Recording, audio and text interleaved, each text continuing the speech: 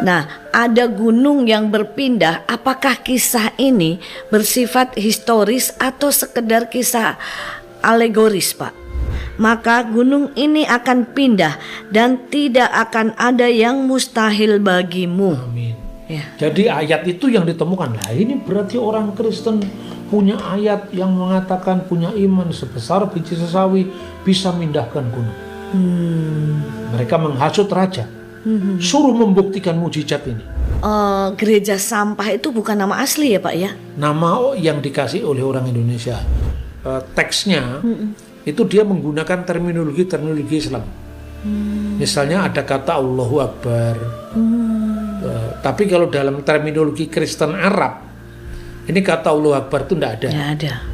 Sang raja ini punya pertanyaan, kenapa sih Kristen sama Yahudi ini kitabnya sama tapi kok satunya percaya Yesus, satunya nggak percaya?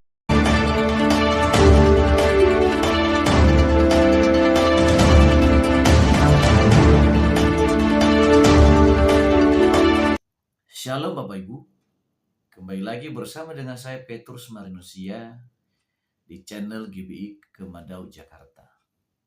Saudara, dalam kesempatan ini kembali saya menayangkan sebuah kegiatan wawancara yang narasumbernya adalah Abuna Dr. Bambang Nursena.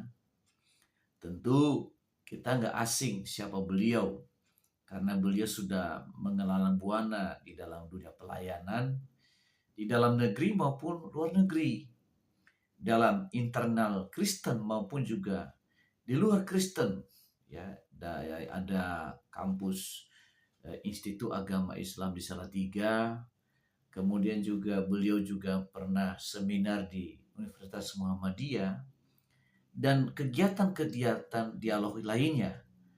Nah, beliau ini memang spesialisnya adalah tentang iman Kristen yang disalahfahami. Beliau meluruskan.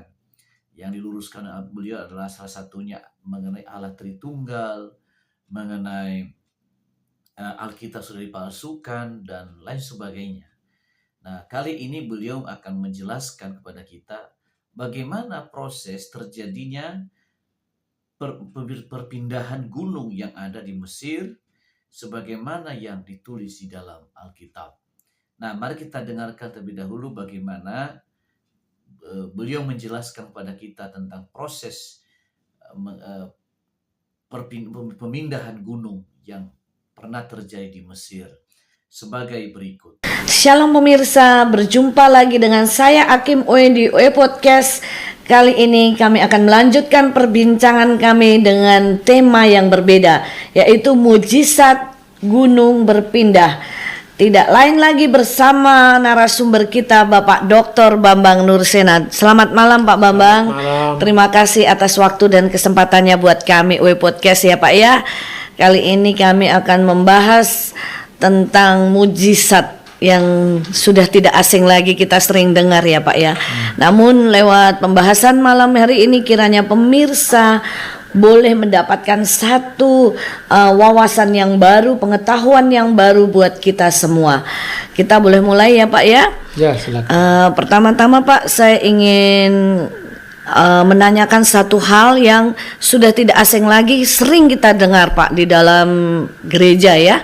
Setiap program Holy Land pun ketika kita mengunjungi Mesir, kita diajak ke gereja sampah Pak. Nah, sebenarnya apa relevansinya dengan program rohani? Mengapa kok itu disebut gereja sampah gitu Pak? Ya, terima kasih. Yang namanya gereja sampah itu sesungguhnya bangunan yang baru, tapi dibangun di atas situs yang sangat penting yang mengabadikan sejarah mujizat berpindahnya gunung yang disebut Mukotam. Mukotam itu artinya dipecah ya, dibelah. Makanya disebut Jabal Mukotam. Itu memang kejadian yang sangat penting dalam konteks sejarah iman kita. Tapi kenapa disebut gereja sampah? Sebetulnya nama aslinya bukan gereja sampah. Itu gereja ya, Al-Qidis Sam'un atau gereja Santo Simon si penyamak kulit, Al-Qiddis Sam'un Al-Qaraj. Jadi itu menyimpan sejarah yang sangat penting. Tapi kalau disebut gereja sampah itu orang Indonesia yang sering menyebut. Karena apa? Tempat itu sesungguhnya adalah pembuangan terakhir sampah-sampah di seluruh kota Kairo. Itu di sana tempatnya, dan penduduknya itu sebagian besar pemulung. Tapi menariknya 95% lebih itu orang Kristen. Penduduk di sekitar situ, Di Pak. situ. Dan di situ ada keuskupan sendiri dari gereja Ortodoks Koptik yang ditunjuk, dan saya masih mengalami kira-kira 10 tahun yang lalu, di mana karena tempat itu memang tempat bersejarah yang pernah terjadinya mujizat masih terus terjadi Sampai hari ini. sampai hari ini. Bahkan yang datang bukan hanya orang Kristen, banyak kan orang-orang non-Kristen, orang-orang Muslim datang meminta doa untuk disembuhkan di situ sampai hari ini. Luar biasa ya Pak ya. Iya.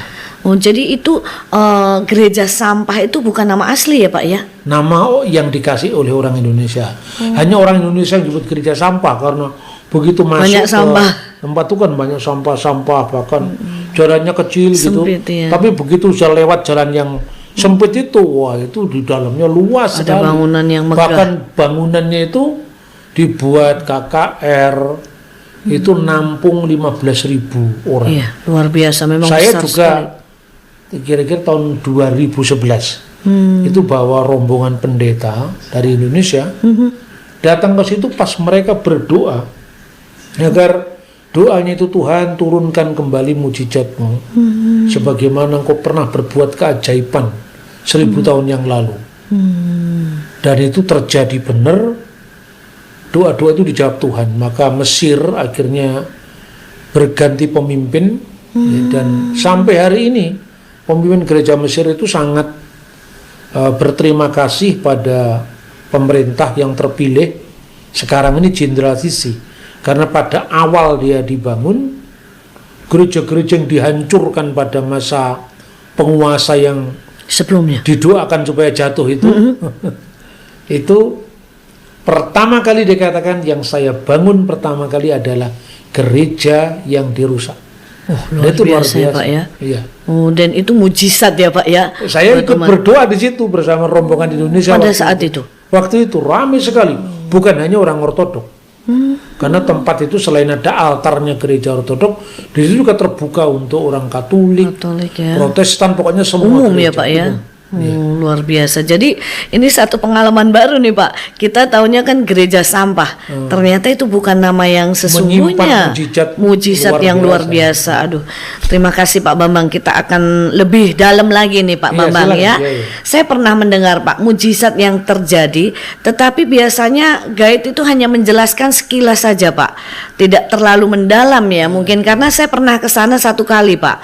Nah, ada gunung yang berpindah. Apakah kisah ini bersifat historis atau sekedar kisah alegoris, Pak? Ya. Untuk menguatkan iman kita gitu. Ya. Yang pertama kalau bicara tentang alegoris, teks itu sendiri sebetulnya alegoris. Teksnya.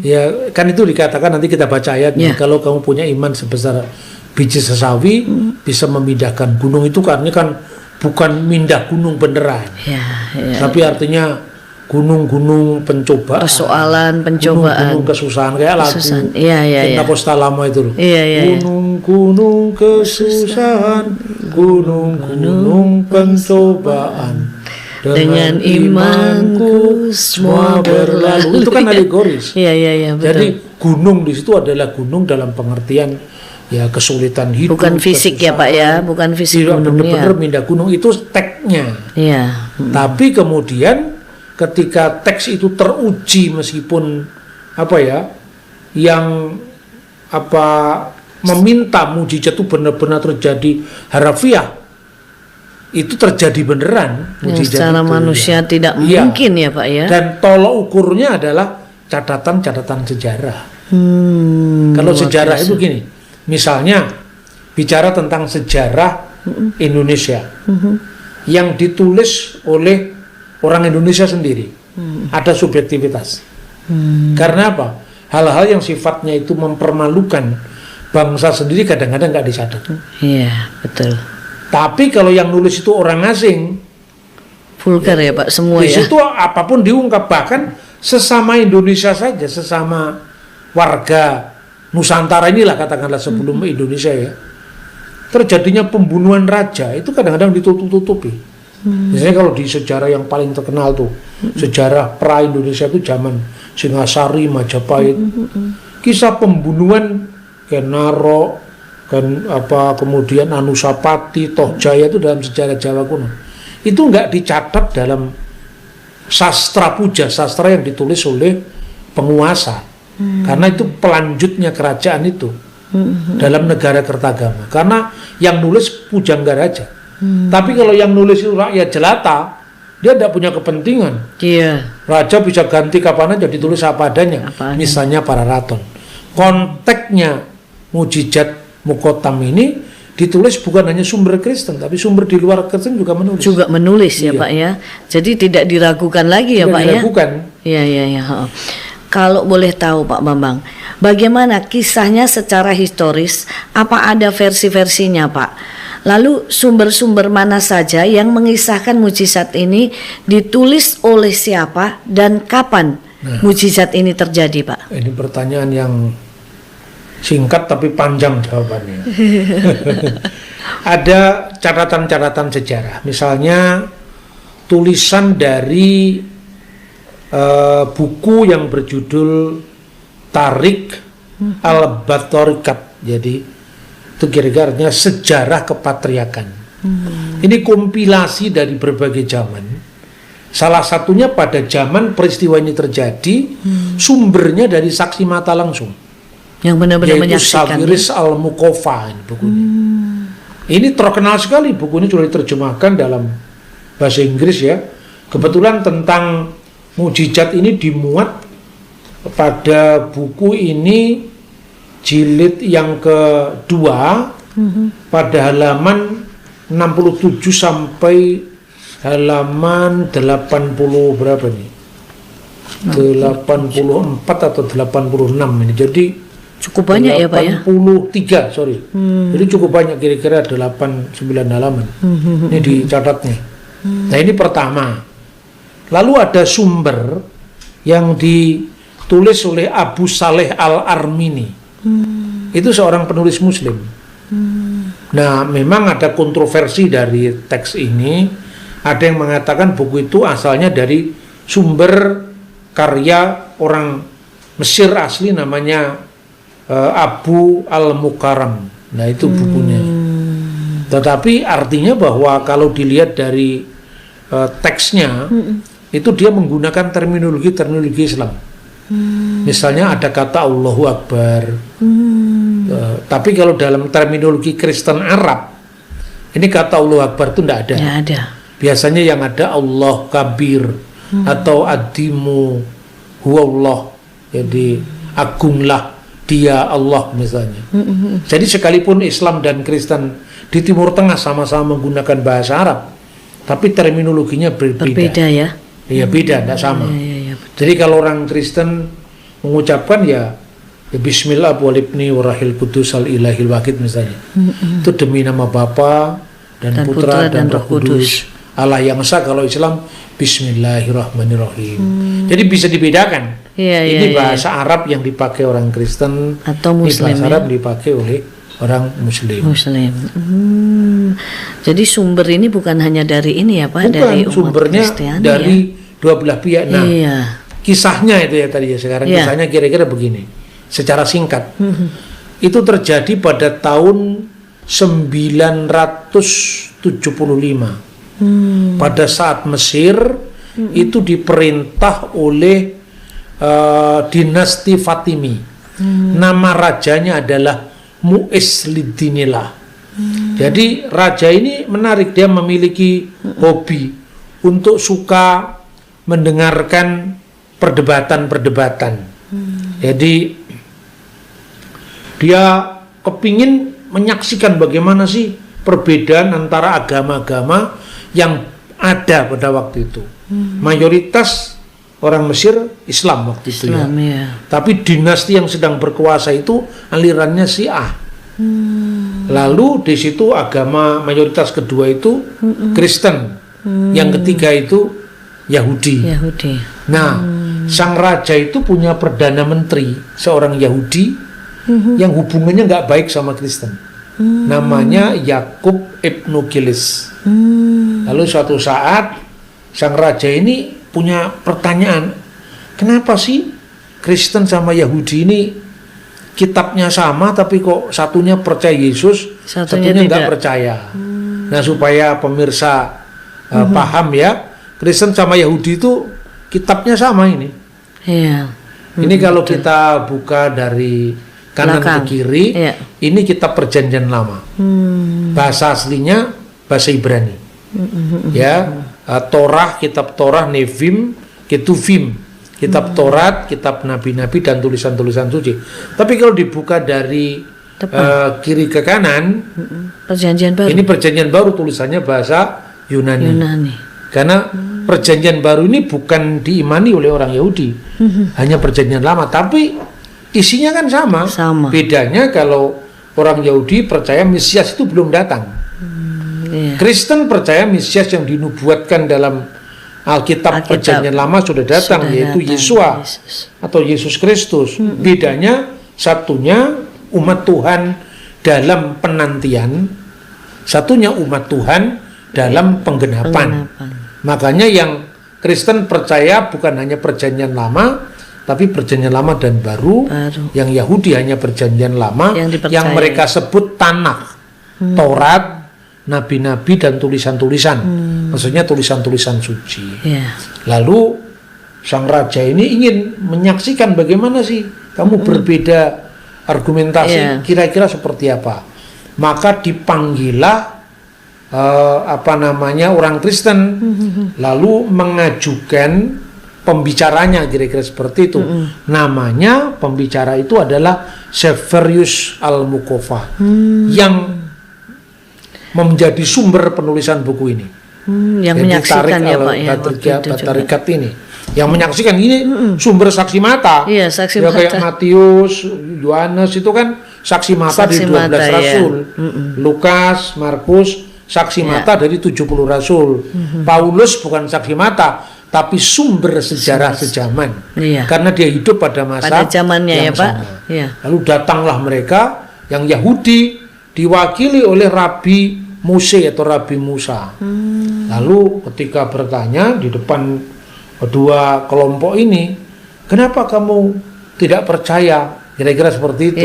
Maka terjadilah perdebatan antara keduanya, di mana sang raja itu menyaksikan. Nah, kenapa kamu tidak percaya? Padahal kamu kitabnya sama.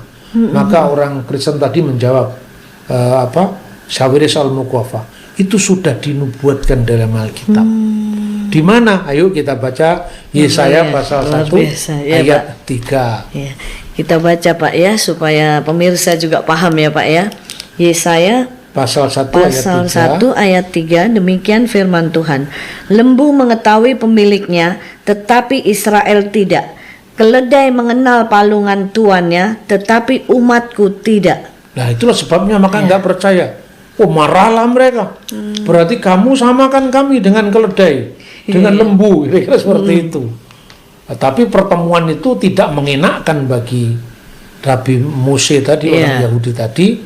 Maka kemudian dicari segala macam cara. Itu kalau agama sudah ditumpangi politik kan begitu kan.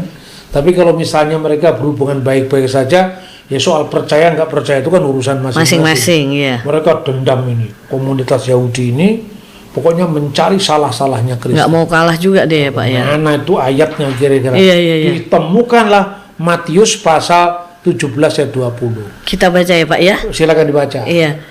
Kita baca Matius 17 ayat yang ke 20. Demikian firman Tuhan. Ia berkata kepada mereka, karena kamu kurang percaya, sebab sesungguhnya aku berkata kepadamu, Sekiranya kamu mempunyai iman sebesar biji sesawi saja, kamu dapat berkata kepada gunung ini, pindah dari tempat ini ke sana, maka gunung ini akan pindah dan tidak akan ada yang mustahil bagimu. Amin. Ya. Jadi ayat itu yang ditemukan. Nah, ini berarti orang Kristen punya ayat yang mengatakan punya iman sebesar biji sesawi bisa mindahkan gunung. Mereka menghasut raja, suruh membuktikan mujizat ini. Ini kan tercatat dalam kitab suci. Perjanjian Baru. Akhirnya dipanggillah patriark, itu pemimpin tertinggi gereja ortodok itu, namanya adalah Abram Asuryani. Tempatnya waktu itu di Biara Al-Suryan, sekarang namanya Syrian Monastery. Itu di wilayah Mesir juga, di padang gurun. Kemarin baru kita kunjungi waktu saya ke sana. Lalu ditanya kepada patriark, benarkah ini tercatat dalam Injilmu? Itu betul. Maka sekarang, dan raja ini sudah terhasut dengan Ibnu Kilis, sekarang buktikan mujizat itu. Kalau tidak kamu bisa membuktikan, berarti kamu ini pembohong semua, mengajarkan kebohongan untuk seluruh rakyat Mesir. Jadi diberikan 4 opsi. Opsi yang pertama, silahkan kamu minta kepada Tuhanmu untuk mendatangkan mujizat ini, lakukan sesuai dengan kitab Injil. Opsi pertama. Kalau kamu tidak bisa melakukan ini, kamu harus masuk Islam. Opsi kedua, karena Islam agama yang benar. Opsi ketiga, kalau kamu menolak masuk Islam, kamu harus keluar dari tanah Mesir. Kira-kira mereka tidak mau punya rakyat pembohong. Kalau kamu tidak mau keluar dari tanah Mesir, semuanya akan dibunuh dengan pedang. Jadi dengan 4 opsi tadi, kemudian patriark yang sebetulnya masih bisa untuk mengatakan ini tafsirannya tidak seperti itu, secara eksegesi kitab suci tidak seperti itu. Tapi kan ini pelajaran ya, bagaimana seorang berbicara kepada orang lain yang tidak mengimani. Satu hal yang dia lakukan adalah dia berdoa karena nama Tuhan dipertaruhkan. Kebenaran Injil harus dipertaruhkan di depan mereka yang sedang tidak percaya dan menggugat kebenaran itu. Maka kemudian dia minta tempo untuk dia menggumuli tantangan itu, dan dia berpuasa berdoa selama 3 hari 3 malam. Yang berdoa berpuasa itu semua orang-orang Kristen, baik itu dari kalangan pendetanya, ya, imam-imamnya yang dikatakan sebagai presbiteros, bahkan sampai pada pucuk tertingginya yang dalam Alkitab disebut episkopos, itu patriark. Lalu diaken dan seluruh orang Kristen termasuk para rahib, para rahibah, biarawan, biarawati, dia berdoa. Dan patriark itu pergi ke Hanging Church, gereja yang kemarin kita kunjungi di Kairo Lama, kota lama. Di sana ada tempat di mana kantornya kepatriakan. Lalu dia berdoa. Disitulah kemudian Tuhan memberikan penglihatan yang sangat penting, di mana melalui Bunda Maria. Kenapa Maryam Al-Adra atau Bunda Maria? Karena kita lihat sejarahnya bahwa pembunuhan yang diancamkan oleh Herodes terhadap Kristus, ya, sehingga malaikat mengatakan supaya keluarga kudus ini mengungsi sementara ke Mesir. Jadi sama-sama motifnya. Sekarang orang Mesir juga terancam bunuh karena mempertaruhkan iman mereka kepada Tuhan. Dan akhirnya disuruhlah dia belajar kepada Simon, tukang sepatu, kira-kira seperti itu. Simon si tukang sepatu. Lalu dia berdoa, kemudian terjadilah mujizat di mana gunung berpindah itu. Pak, mengapa Pak patriark itu disuruh belajar kepada Santo Simon? Apa ada pesan rohani dari Tuhan di balik kejadian mujizat ini, Pak? Ya, kalau kita lihat motif dari orang-orang Yahudi yang istilahnya menantang kekristenan tadi, bahwa dia mengajukan ayat yang maknanya harafiah kan. Kamu kalau punya iman sebesar biji sesawi, kamu bisa perintahkan gunung ini berpindah dari satu tempat ke tempat yang lain. Kira-kira ini Tuhan akan memberikan pelajaran. Pelajaran apa? Iman yang seperti apa yang bisa menandingi tantangan seperti ini. Kan tantangannya kan membaca Injil secara harafiah, memindah gunung beneran. Nah, Simon ini sedang memperbaiki sepatu seorang ibu muda yang cantik gitu ya. Kemudian ketika memperbaiki sepatunya itu kakinya diangkat begitu, lalu tersingkaplah auratnya. Lalu Simon yang saleh, yang polos ini, yang sangat baik ini secara moral ini, merasa waduh saya sudah berdosa ini. Maka kemudian dibacalah firman Tuhan dari Injil Matius pasal 5 ayat 29. Kita baca Pak. Boleh silakan. Iya. Jadi Matius pasal 5 ayat 29 ya Pak. Demikian firman Tuhan. Jika matamu yang kanan menyebabkan engkau berbuat dosa, cungkil dan buanglah. Karena lebih baik bagimu jika satu dari anggota tubuhmu binasa daripada tubuhmu seutuhnya dicampakkan ke dalam neraka. Nah, jadi kan sama-sama harafiahnya kan. Iya.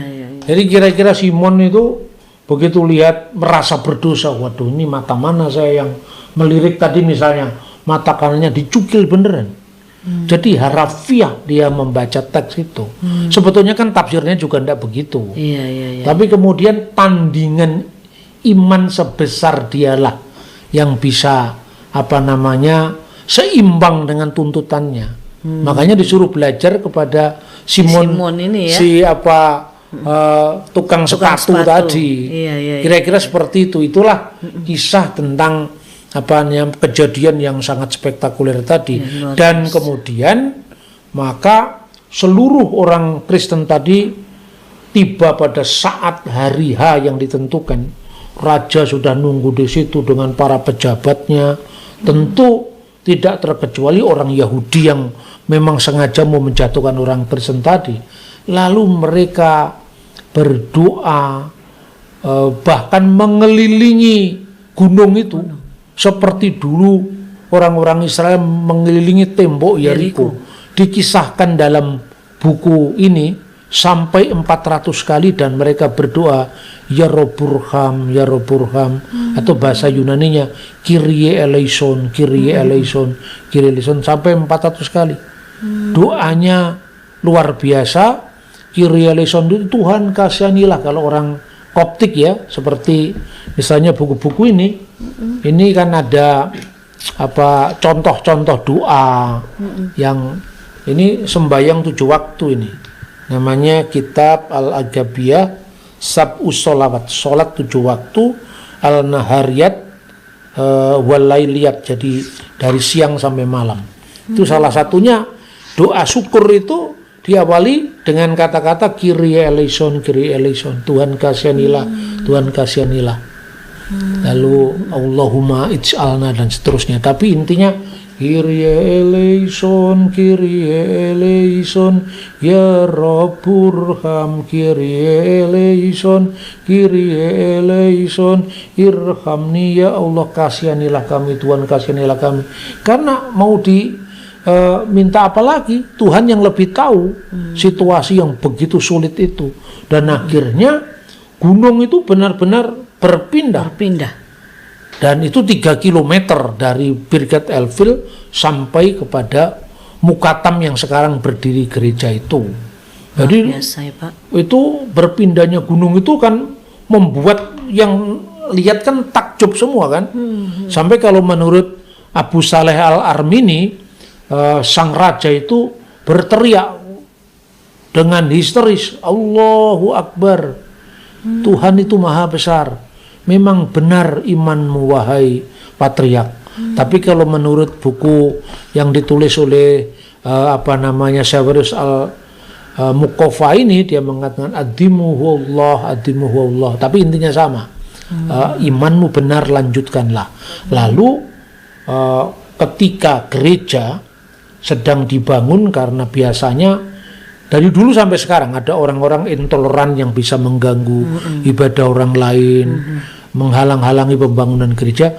Bahkan sang raja sendiri turun tangan untuk dia bisa memastikan bahwa pembangunan gereja itu aman. Dan gereja yang diperbaiki, dibangun kembali, antara lain gereja Abu Sifain, yang Abu Sirga, yang ada di antara gereja Margirgis dengan Hanging Church. Yang sampai sekarang ada ya? Sampai sekarang ada dan kita kunjungi. Nah, seperti itu yang dikisahkan dalam sejarah bangsa Mesir ini. Jadi khususnya, di dalam kondisi terjepit ya Pak ya, mereka tidak berdaya, berseru, berpuasa, berdoa, dan mujizat terjadi ya dan Pak? itu seperti yang ditulis oleh pengalaman Rasul Paulus misalnya ya, yang bahwa kalau dalam kelemahan kita Tuhan itu kuasanya menjadi sempurna. Iya, luar biasa. Jadi ini tidak seperti yang kita baca secara harafiah, ternyata ada proses. Mujizat itu terjadi karena ada satu proses yang luar biasa ya Pak ya. Keseriusan dari kita bersama, dan itu tentu adalah kehendak Tuhan sendiri, hak prerogatif Tuhan untuk menentukan apa yang terbaik bagi umatnya. Ya, luar biasa Pak. Ini baru satu wawasan baru dan pemahaman baru yang boleh kita terima. Tentunya pemirsa juga ya Pak. Ada satu lagi Pak yang kita mau boleh sharingkan dengan Bapak. Pelajaran rohani apa saja Pak yang kita pelajari dari kisah ini? Ya, yang pertama kali, kenapa Tuhan tadi memilih agar patriark belajar pada Simon? Siapakah Simon sebetulnya? Simon kan seorang rakyat biasa. Orang awam. Tentu Simon tidak pernah belajar teologi, ya kan? Tapi iman itu lebih penting daripada apa yang kita baca dalam paham-paham teologi. Teologi itu kan hanya panduan supaya kita menemukan sistematik berpikir untuk menjelaskan iman. Tapi iman sendiri itu otentik. Itulah yang dipertaruhkan dalam iman setiap orang, untuk bagaimana dia bertahan sampai akhir, bahkan dalam situasi sesulit apapun. Itu yang bisa kita pelajari. Yang kedua, bahwa kita bisa membaca dalam 2 Korintus pasal 12 ayat 9. Iya. 2 Korintus pasal 12 ayat 9 ya Pak ya. Demikian firman Tuhan. Namun jawab Tuhan kepadaku, cukuplah anugerahku bagimu, sebab justru dalam kelemahanlah kuasaku menjadi sempurna. Sebab itu aku terlebih suka bermegah atas kelemahanku, supaya kuasa Kristus turun menaungi aku. Nah, jadi ketika kita dalam kondisi lemah, kondisi tak berdaya, maka justru kuasa Tuhan itu menjadi sempurna. Nyata, ya. Lalu bagaimana lakunya? Kita bisa membaca Matius 17 ayat 21. Matius 17 ya Pak ya. Demikian firman Tuhan, jenis ini tidak dapat diusir kecuali dengan berdoa dan berpuasa. Jadi itu bukti keseriusan kita, bahwa sebenarnya kita ini benar-benar minta kepada Tuhan. Dan karena Alkitab mengatakan seserius kita ini dibuktikan dengan puasa doa. Karena ketika orang berpuasa, itu sebetulnya kan kondisi tubuh kita lemah. Dalam kondisi kita lemah itu menyatakan ketergantungan kita kepada Tuhan. Dan doa itu ada syukur, ada permohonan, ya kan, ada pujian. Ketika seorang berdoa itu mohon belum tentu kalau doa kita nggak dijawab, itu Tuhan tidak sayang kepada kita. Ya. Seperti seorang anak yang meminta kepada bapaknya, ketika anak masih belum umur 15 tahun atau masih belum umur 17 lah, dia kemudian minta sepeda motor dipakai di jalan raya, tidak punya surat izin. Kalau orang tua tidak mengizinkan membelikan, bukan berarti dia tidak sayang. sayang anaknya, justru karena rasa sayangnya. Maka itu kalau dikaitkan minta permohonan,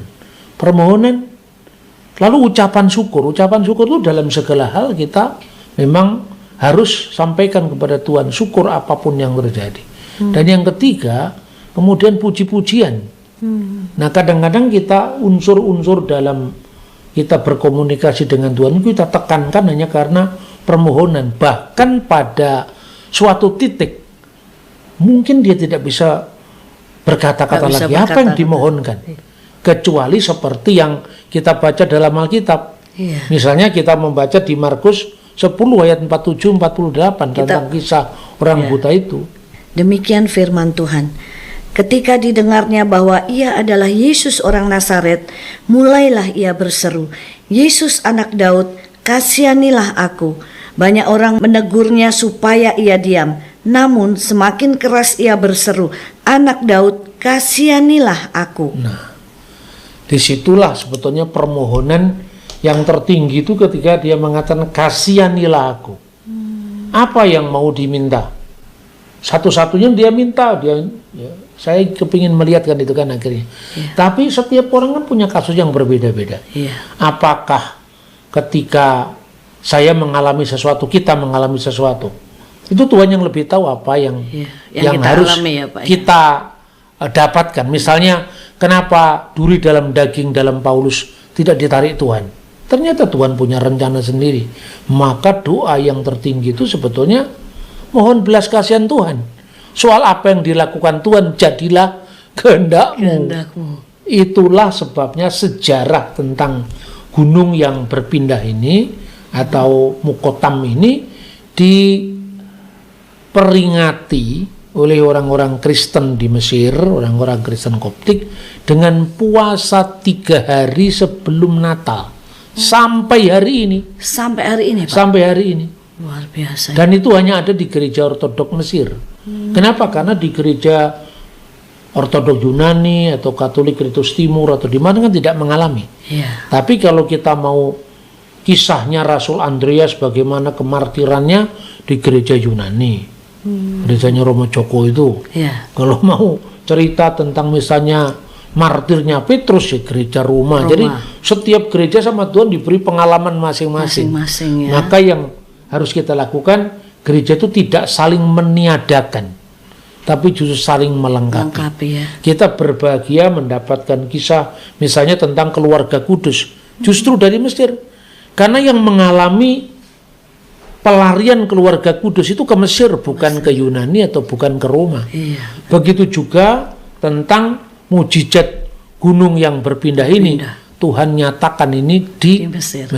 Iya, luar biasa. Kira-kira seperti itu. Jadi ini satu pengalaman baru buat saya pribadi, Pak. Ini sungguh luar biasa. Kenapa? Karena pada saat kita membaca Alkitab secara harafiah, kita tahunya tidak paham kalau ternyata dalam proses mujizat pemindahan gunung ini ada proses yang sangat luar biasa ya Pak. Dan ini satu pengalaman baru buat saya, tentunya juga buat pemirsa. Kiranya apa yang menjadi perbincangan kita malam hari ini boleh menjadi wawasan dan pengetahuan buat kita semua, sehingga kita boleh semakin hari semakin mencintai antara Alkitab dan sejarah, supaya kita semakin paham dan semakin mengerti. Kiranya malam hari ini apa yang kami perbincangkan boleh menjadi berkat buat kita semua. Terima kasih, Tuhan Yesus memberkati. Nah saudara, tadinya itu memang salah satu kegiatan yang disebut adalah ketika masyarakat memprovokasi raja pada waktu itu, karena di dalam Alkitab dituliskan, kalau kamu memiliki iman sebiji sesawi, kamu bisa memindahkan gunung. Dan sebetulnya ayat itu bukan ayat bisa kita artikan secara harfiah. Itu kan sebetulnya merupakan perumpamaan. Tapi karena raja yang dihasut, maka raja mengatakan, panggil orang Kristen supaya mereka memindahkan gunung ini dengan iman mereka. Nah, kalau mereka sanggup memindahkan gunung itu, mereka selamat. Tapi kalau tidak, mereka akan dibantai.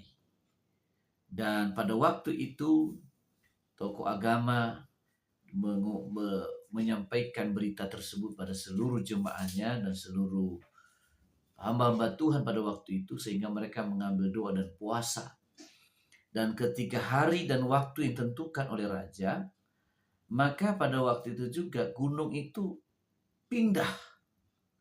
Ya memang rajanya tidak masuk Kristen, tapi dia menghormati tentang iman Kristen, menghormati kuasa firman Allah yang berkuasa dalam kehidupan orang-orang Kristen pada zaman itu. Nah, saudara, kadangkala ya iman itu pada waktu ada ujian, maka dia muncul seperti fajar yang membuat orang lain terheran-heran dan termangun-mangun. Nah, demikianlah tayangan saya kali ini. Jangan lupa subscribe, like, dan komen. Nyalakan notifikasinya supaya Anda menerima video kami selanjutnya. Kemudian share supaya banyak orang yang diberkati melalui kebenaran firman ini. Demikian tayangan sekali ini, dan Tuhan Yesus memberkati kita semuanya. Shalom.